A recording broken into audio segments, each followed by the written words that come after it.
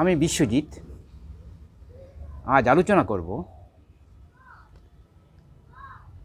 Supreme কোর্টের সদ্য এক ভার্ডিক্ট নিয়ে, যেখানে বলা হয়েছে এসসি এসটি মধ্যে সাব কাস্ট তৈরি করা এবং ক্রিমি লেয়ারের মানদণ্ড নির্ণয় করে তাদের রিজার্ভেশন থেকে বাদ দেওয়া।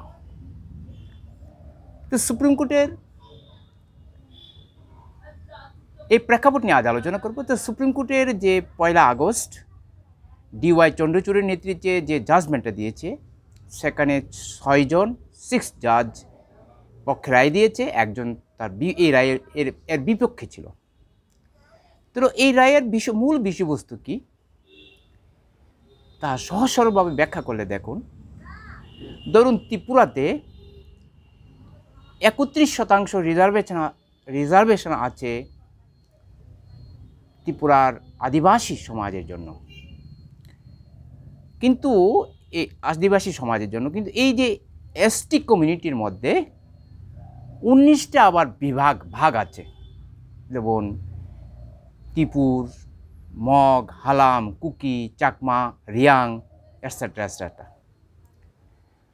তখন সুপ্রিম কোর্ট বলেছে যে এই 19টা কমিউনিটি আছে, এই 19টা কমিউনিটির মধ্যে যেমন চাকমা, হালাম, মগ, এরকম ত্রিপুর, তার মধ্যে ত্রিপুরার সবচেয়ে লিডিং কমিউনিটি হচ্ছে ত্রিপুর কমিউনিটি, যে দেববর্মা।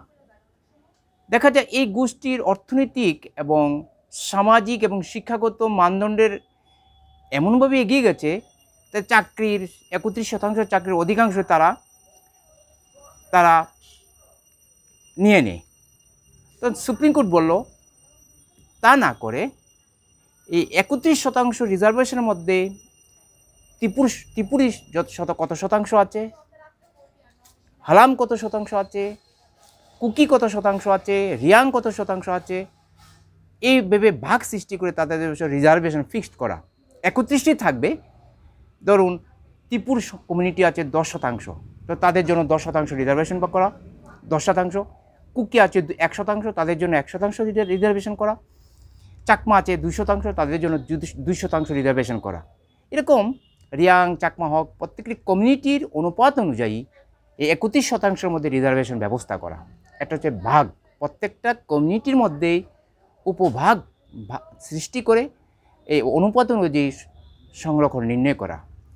সুপ্রিম কোর্ট বলে যে যদি এই অনুপাত ভিত্তিতে যদি সংরক্ষণ করা হয়, তাহলে প্রত্যেকটি কমিউনিটি তার ইকুয়ালিটি বজায় থাকবে।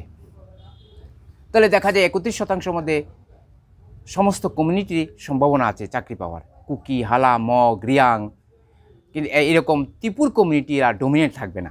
এটা সুপ্রিম কোর্ট বলেছে উপবিভাগ সৃষ্টি করা। আরেকটা গুরুত্বপূর্ণ ভার্ডিক্ট দিয়েছে ক্রিমি লেয়ার, যাদের আয় নির্দিষ্ট একটা মানদণ্ড, ধরুন ওবিসি কমিউনিটির আয় হচ্ছে 8 লক্ষ, যাদের বাৎসরিক ইনকাম তারা ক্রিমি লেয়ারের অন্তর্ভুক্ত, তাদের কোনো রিজার্ভেশন সুবিধা নেই। তাহলে সুপ্রিম কোর্টের দ্বিতীয় ভার্ডিক্টে বলেছে যে ক্রিমি লেয়ারে অন্তর্ভুক্ত করা, যাদের বাৎসরিক আয় ন্যূনতম 8 লক্ষ থাকবে, 8 লক্ষের উপরে থাকবে, তাদের রিজার্ভেশন থেকে বাতিল করে দেওয়া। তো এই দুটো গুরুত্বপূর্ণ ভার্ডিক্টের বিরুদ্ধে সারা ভারতবর্ষে একটা মুভমেন্ট শুরু হয়ে গেছে, যে রিজার্ভেশন কোটা, যে ক্রিমি লেয়ারের অন্তর্ভুক্ত করার ফলে ব্যাপক সংখ্যক এসসি এবং ওবিসি এবং এসসি এবং এসটিদের তাদের রিজার্ভেশন থেকে বঞ্চিত হবে, এবং এই উপবিভাগ সৃষ্টি করার ফলে তাদের কমিউনিটির মধ্যে একটা অভ্যন্তরীণ একটা দ্বন্দ্ব সৃষ্টি হতে পারে, এবং এটা অনেকটা বঞ্চিত করে রাখার একটা প্রয়াস মাত্র। আভ্যন্তরীণ বিভাজন সৃষ্টি হবে কমিউনিটির মধ্যে। সেজন্য এই নিয়ে সারা ভারতবর্ষের আন্দোলন শুরু হয়েছে। তারা বলছে যে আমরা সাবকাস্টের আমরা চাই না, আমরা ক্রিমি লেয়ার চাই না। তো ক্রিমি লেয়ারের মূল ক্রিমি লেয়ারটা কি দেখুন, মন্ডল কমিশনের রিপোর্ট যখন বাস্তবায়িত হয়, তখন মন্ডল কমিশনের রিপোর্টের বিরুদ্ধে মামলা হয় সুপ্রিম কোর্টে। অনেকগুলো মামলা হয়েছিল, তার মধ্যে একটা মামলা হয়েছিল ইন্দিরা সাহানি বনাম তামিলনাড়ু সরকারের যে মামলাটা সুপ্রিম কোর্ট ভার্ডিক্ট দিয়েছে, সেখানে বলেছে 1992-তে সুপ্রিম কোর্ট বলেছে যে 50% বেশি কোনো রিজার্ভেশন হবে না, এবং এই রায়ের সঙ্গে ক্রিমিলিয়ারের শর্ত জুড়ে দেওয়া হয়। 50% বেশি রিজার্ভেশন হবে না মানে ধরুন ত্রিপুরাতে এসটিদের জন্য আছে 31%, এসসিদের জন্য আছে 17%, মানে 48%। অতএব ত্রিপুরাতে 27% সংরক্ষণের কোনো ব্যবস্থা করা যাবে না, এটা সুপ্রিম কোর্টের ভার্ডিক্ট অনুসারে। আর ক্রিমিলিয়ারের শর্তটা হচ্ছে যাদের ইনকাম বছরে 8 লক্ষ টাকার উপর, তারাও ওবিসির রিজার্ভেশনের সুযোগ সুবিধা পাবে না। যেমন এই রায়ের মধ্যে উল্লেখ করেছিল ভারতের রাষ্ট্রপতি, উপরাষ্ট্রপতি, সুপ্রিম কোর্ট ও হাইকোর্টের বিচারক, UPSC chairman, chief election officer, auditor general অন্তর্ভুক্ত সমতুল্য পদের ব্যক্তিদের কোনো রিজার্ভেশনের কোটা পাবে না। যারা সরাসরি ক্লাস 1, 2, গ্রুপে বি অফিসার পদে চাকরিতে প্রবেশ করেছেন, তারাও রিজার্ভেশন পাবে না। অন্যান্যদের মধ্যে যাদের বার্ষিক আয় 1993 ছিল 1 লক্ষ, 1904 ছিল 28 লক্ষ, 1908 সালে হয়েছে এটা 6 লাখ, এবং সর্বশেষ এটা করেছে 8 লক্ষ। তো যাদের ইনকাম 8 লক্ষ টাকার বেশি বছরে, তাদেরও রিজার্ভেশন পাবে না। তো ক্রিমিলিয়ার শব্দের অর্থ হচ্ছে সরকারের যে ভার্ডিক্টে বলা হয়েছে ইন্দিরা সাহানি বনাম তামিলনাড়ু সরকার মামলায় রাষ্ট্রপতি, উপরাষ্ট্রপতি, হাইকোর্টের জাজ, সুপ্রিম কোর্টের জাজ, UPSC chairman, chief election commission officer, audit general, তারা রিজার্ভেশন পাবে না। ক্লাস 1, 2, গ্রুপে বি অফিসাররা পাবে না, এবং যাদের ইনকাম 8 লক্ষ টাকার উপর, তারাও রিজার্ভেশন পাবে না। তাহলে ক্রিমিলিয়ার হচ্ছে একটা ইকোনমিকের একটা মানদণ্ড। যারা সরকারের নির্ণয় মানদণ্ডের উপর বেশি রোজগার করে, তারা ওবিসি থেকে বঞ্চিত, তারা রিজার্ভেশন থেকে তারা বঞ্চিত হবে।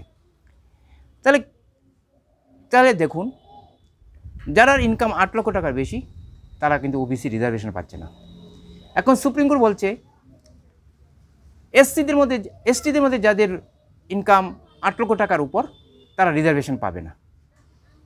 এই যে ক্রিমিলিয়ারের শর্ত, এই শর্তের ফলে দেখা যায় জেনারেল ক্যাটাগরি আর ক্রিমিলিয়ারে একে অন্তর্ভুক্ত হয়ে গেছে। যেমন কোনো ওবিসি বা এসসির অন্তর্ভুক্ত সন্তান যদি 8 লক্ষ, পিতারা যদি 8 লক্ষ টাকা রোজগার করে, 8 লক্ষ টাকার উপর, এসটি ওবিসি করে সন্তানটা, তাহলে ও এসসি এসটি করে সন্তানের রিজার্ভেশন পাবে না, যেমন ওবিসির এখন পাচ্ছে না।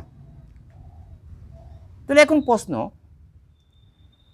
এসটি বলা হয় নিম্নবর্গের মানুষদের, শিডিউল ট্রাইব, এসটিদের বলা হয় শিডিউল ট্রাইব, এসসিদের বলা হয় শিডিউল কাস্ট, এবং ওবিসিদের বলা হয় আদার ব্যাকওয়ার্ড কাস্ট।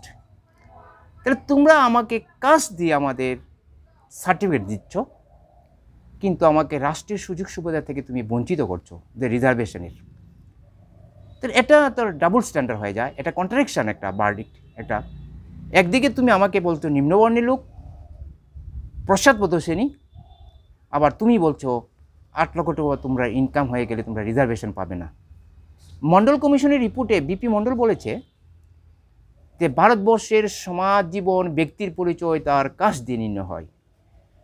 তুমি ব্রাহ্মণের সন্তান হলে মৃত্যুর আগ পর্যন্ত ব্রাহ্মণ থাকবে। তুমি সবর্ণ মানে কায়স্থ বা উচ্চবর্ণের লোক হলে তুমি সারা জীবন উচ্চবর্ণের লোকই মৃত্যুবরণ করবে। তুমি নিম্নবর্ণের লোক হয়ে যদি তুমি মুচি, মেথর, শূদ্র কমিউনিটি হও, তোমাকে বলবে মুথের পুত্র, শূদ্রের পুত্র। তুমি ওবিসি মানে তাঁতির পুত্র। তাই আমাদের জন্ম এবং মৃত্যু জন্ম দিয়ে আমাদের আইডেন্টিটি হয়, আমাদের মানদণ্ড, আমাদের পরিচয় হলো আমাদের বংশ। এখানে স্ট্যাটাস, ডিগনিটি, অর্থ এই ভারতের সমাজ জীবনে কোনো গুরুত্বপূর্ণ ভূমিকা পালন করে না। যেমন আমরা এখনও বলি তিনি এসটির মন্ত্রী, তিনি এসসির মন্ত্রী, তিনি ওবিসি সম্প্রদায়ের অন্তর্ভুক্ত। তাহলে মণ্ডল বলেছে ভারতবর্ষের ব্যক্তির পরিচয় নির্ণয় হয় তার বংশ দিয়ে, আর বংশ মানে তার কাস্ট সিস্টেমের, এই বংশ হচ্ছে কাস্ট সিস্টেমের অন্তর্ভুক্ত, ব্রাহ্মণ, ক্ষত্রিয়, বৈশ্য, শূদ্র।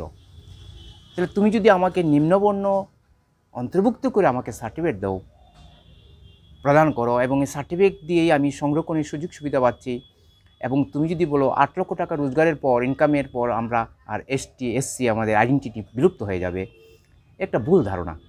কারণ ভারতবর্ষের সংবিধানে এসটি, এসসি এবং ওবিসিদের পরবর্তীকালে যে কমিশন হয়েছিল মণ্ডল কমিশন, এটাও অন্তর্ভুক্ত ছিল 340 আর্টিকেল, 340 দ্বারাই মণ্ডল কমিশন গঠিত হয়ে আমাদের রিজার্ভেশনের অপশন রেখেছে সংবিধানে।